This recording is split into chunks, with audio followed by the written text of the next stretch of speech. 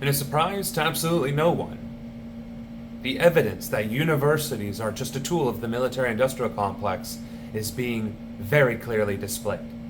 My name is Samuel Ronan, and I hope to be your president one day.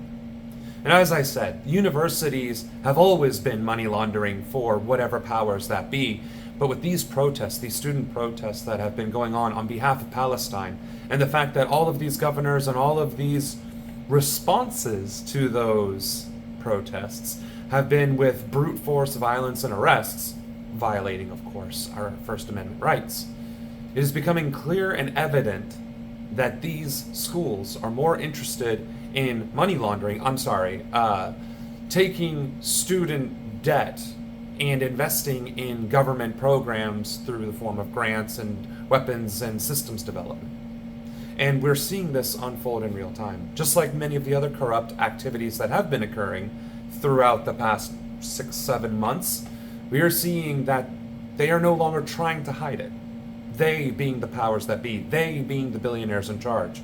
It's not just universities, it's inflation.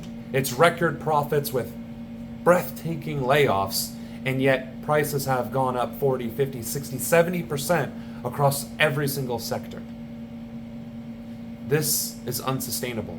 And the fact of the matter is, our government, the power, that kind of discussion and talking point is clearly afraid. They are clearly concerned because people are beginning to start realizing that this is not the way things should be. That if we combine our efforts, we can make a change. And so the only response that this authoritarianism has is through force, violence, aggression, fear, and manipulation. That's all these tactics are. That's why layoffs keep happening. That's why all of these price gouging and housing crisis and this, that, and the other continue to remain unabated. It's because this is their weapon. That's how they wield their power, making us scarce, fearful, worried about our debt, our time, making us afraid to speak and collaborate, pitting us one against another.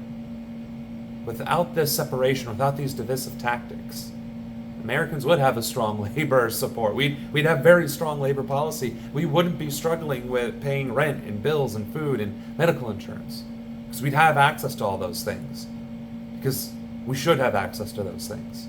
And as I have said before, if a country, a government, does not provide the bare necessities for its people and empower them to thrive, then what's the point of a government, of a country, in the first place?